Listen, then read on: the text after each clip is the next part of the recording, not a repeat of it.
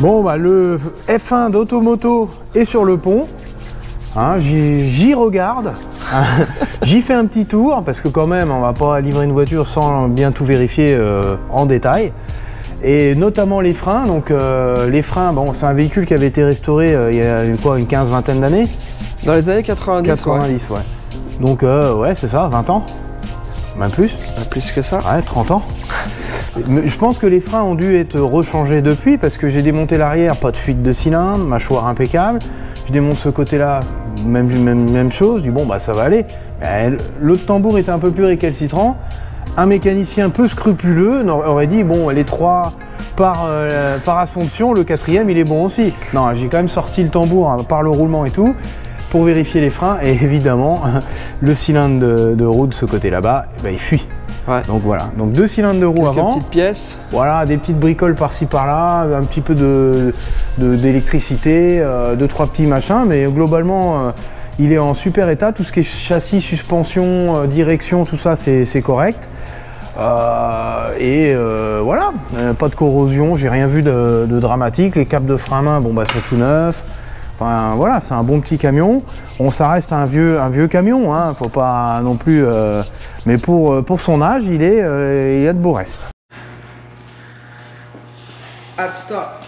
I'm going to be adding some stop. Place. Que ça, on avait besoin, Alex? Hein? On avait besoin que de ça? Bah les pneus, c'est tout. Hein, je pense que c'est bon. Depuis que Tony Stark est mort dans Marvel, il est aujourd'hui à travailler dans un garage. J'aime bien la voix. La banqueroute. Là, ici, la date. Alors, je sais pas si c'est 88. J'arrive pas à voir, je vois rien. Putain. Tu veux dire l'année 88? Ouais. C'est-à-dire il a été restauré dans les années 90. Donc ces pneus-là sont aussi vieux que moi, Les tu pneus dirais. sont 88, je serais pas étonné, tu vois. Mais pourquoi ils craquent pas? Bah, Ils sont en bois. là, ils sont en bois. Ouais, c'est pile sur notre chemin. Pourquoi c'est combien des flancs comme ça là? Là, c'est 200 balles le morceau, là. Minimum. Parce que ça, c'est des pneus à chambre à air. Ce sont pas des pneus tubeless. Et c'est des pneus spécifiques, monsieur. Ok, bah bougez pas les mecs. I got Il y a you. que toi qui es en forme ici. Et c'est moi le plus vieux. Hein. Hop, pour information. Le plus vieux et le plus lourdement accidenté. Et en plus, tu nous trimbales un pénis de 5 kg. Donc, tout ça avec affût et vivacité. Là, je peux confirmer que le pénis de 100 kg, c'est difficile. Hein. Très difficile. Tu sais, c'est comme quand les femmes elles se font enlever des seins parce qu'ils sont trop lourds. Ouais. Bah lui, Charlie, il faudrait qu'il se fasse enlever un peu de pénis. En fait, quand il a eu son accident, ils ont coupé une jambe. Ouais. Et ils sont utilisés. Ils ont cru que c'était une jambe. Yes. D'ailleurs, je vois la voiture, donc on va faire un petit demi-tour, on va se poser et on va aller voir ça parce que c'est assez rare de trouver une Challenger Scat Pack avec la boîte mécanique 6 vitesses.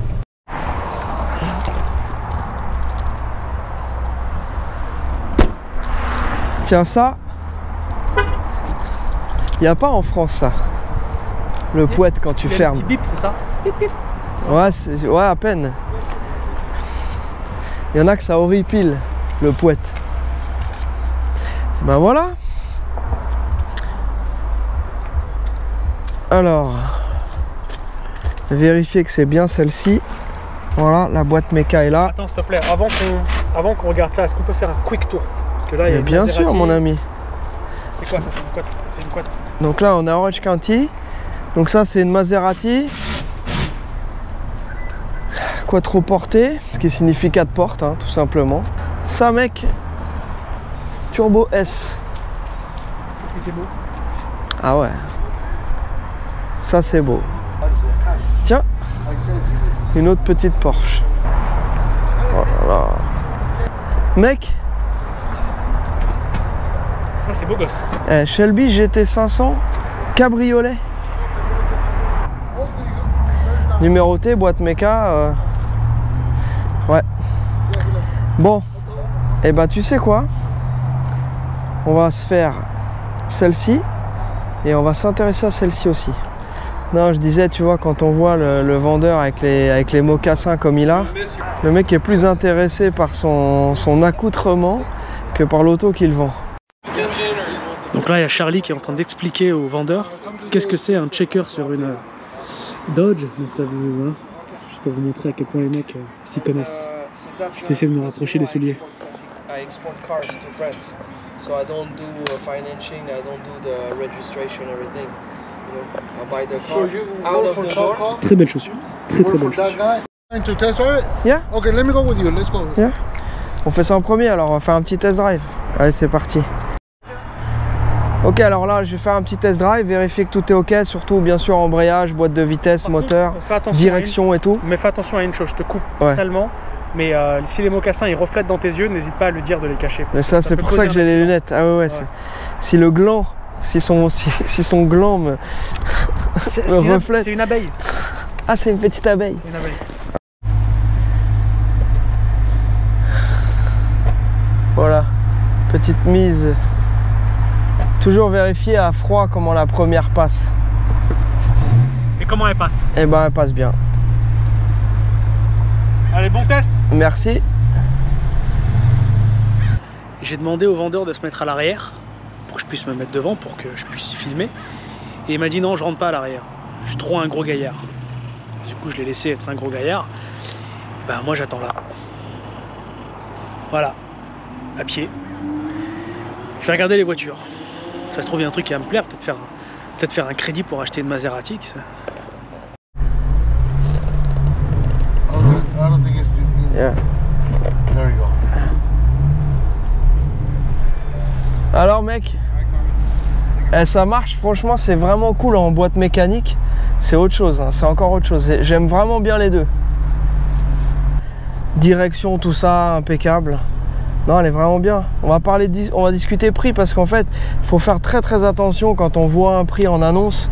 C'est qu'en fait ici, les mecs te rajoutent des trucs. Alors ils vont t'ajouter par exemple, bah là, le traitement céramique qui n'est pas fait. Ils disent que c'est fait, mais je vois que c'est pas fait. Donc ça, je vais pas le payer. Et toutes leurs voitures, ils font jantes noires avec les étriers rouges aussi. Et ça, ils te le mettent d'office. Et donc ça vient en plus du prix. Donc je vais voir avec lui quel est notre prix, sachant que nous, on n'a pas besoin de crédit et on n'a pas besoin non plus de payer pour ce qu'ils appellent ici la registration, c'est-à-dire immatriculer la voiture ici.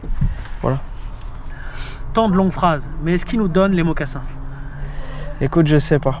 Mais en même temps, tu te vois toi acheter des mocassins d'occasion? Non, mais au moins s'ils les donnent. Même si on te les offre. S'ils les donnent avec la tu les voiture. mettrais d'occasion? Ouais, il y a au moins 2000 balles d'abeilles. Hein.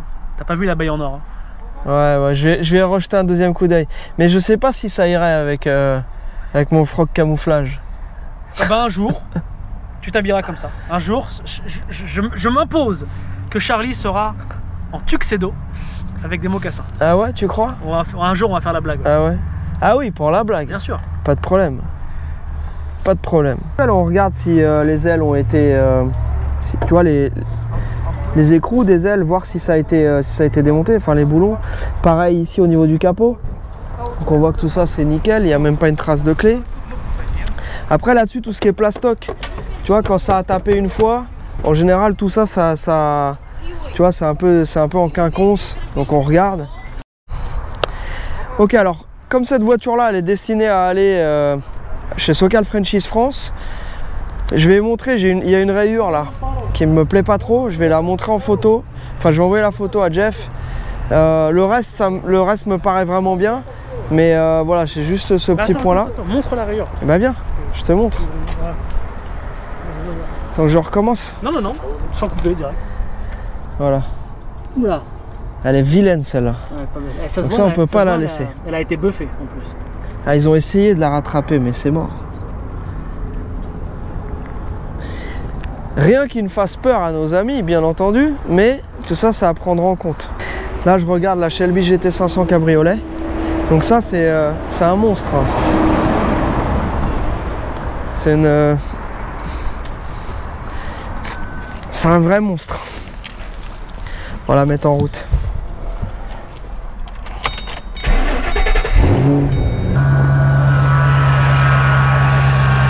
Que c'est beau.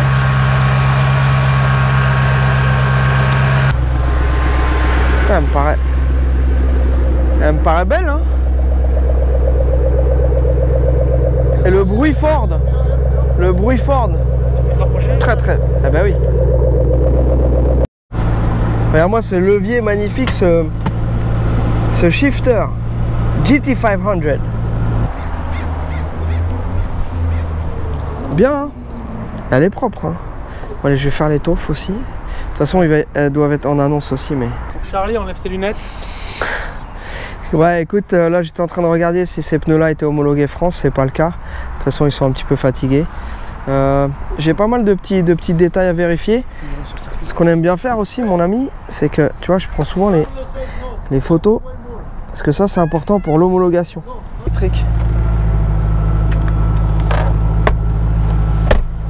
Pas tous les jours qu'on fait un petit test en Shelby GT500 cabriolet. On a déjà essayé plusieurs en coupé. Elles mais sont là... jolies les roues noires là-dessus. Ouais, ça lui va bien.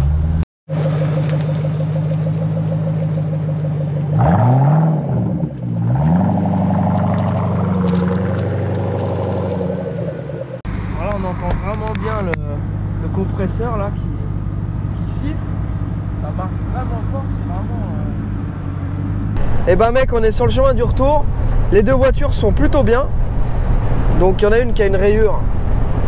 Donc je voulais quand même la montrer à Jeff pour qu'il voit si ça l'intéresse toujours ou pas, s'il va la repeindre ou pas, ça c'est la première chose. Et la deuxième chose, c'est la Shelby GT500, me plaît beaucoup, mais j'étais pas parti pour l'avoir, c'est un petit peu le hasard. Donc je vais lui proposer aussi. Ces deux caisses que j'ai validées, on a regardé, elles fonctionnent très bien, pas de traces d'accident, clean Carfax, etc. Donc maintenant on n'a plus qu'à voir si on valide ça demain.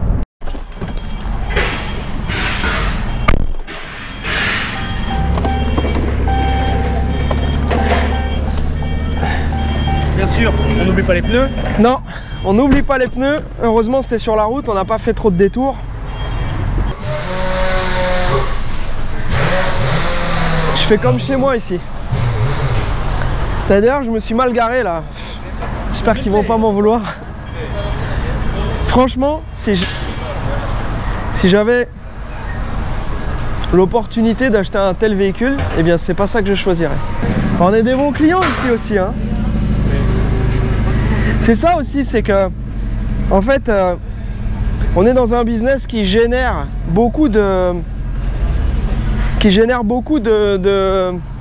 ce qu'on appelle ici gross revenue, c'est comment on appelle ça, les revenus bruts. Donc ça manipule beaucoup d'argent parce que voitures, les pièces, etc. c'est beaucoup, et en fait on se rend compte, bon à la fin de l'année c'est pas ce qui nous reste, mais ce qui est fou, c'est que on contribue à la vie locale. Et c'est ça qui est important aussi, c'était le contrat quand on vient en tant qu'investisseur dans un pays. L'objectif c'est de créer des emplois et de faire vivre un maximum de gens avec ce qu'on produit ou ce qu'on fait. Hop. Ça c'est le résultat du défouloir de dimanche. Et pour ceux qui ont vu le petit épisode là du behind the scene, les coulisses d'Automoto, est-ce que vous avez noté au moment où Karim dit « Attends, bouge pas, je vais t'aider » et que sa main elle est à 10 cm de la valise. Et j'étais mort de rire quand je l'ai revu le truc. C'est pas ce que j'achèterais, mais c'est quand même une voiture mignonne quoi. Ouais.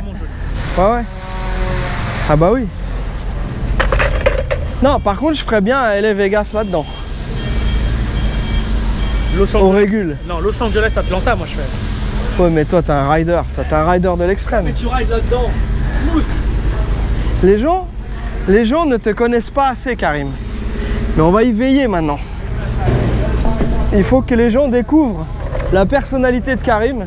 Un jeune entrepreneur, caméraman, monteur, réalisateur, producteur, mais aussi c'est le Uber puissance 12. Le gars il doit aller en tournage à Atlanta, pas de problème, j'y vais en voiture. C'est quoi ton plus gros road trip? Los Angeles, Daytona. Los Angeles, Daytona, donc Daytona en Floride. Ouais. D'accord. Combien de temps? 3 jours. 3 jours. Non-stop. Aller-retour, je pense. 10 heures par jour. 6000 miles aller-retour. Voilà. Environ. 10 000 km. J'ai un sentiment bizarre. Tu sais, le sentiment de c'est bien mais c'est pas bien. Je préfère, tu vois, quand j'y vais, on fait le deal, ou alors on y va, c'est une totale merguez et du coup on fait une vidéo qui est fun. Là, bon, c'est intéressant, mais physiquement, il y a un petit manque. J'espère que demain ça va bouger. T'aurais préféré boîte mécaniquée jusqu'au garage. C'est pour ça que t'es un peu déçu. Ouais, c'est ça. Allez, fin de journée. Ouais, fin de journée. Ah!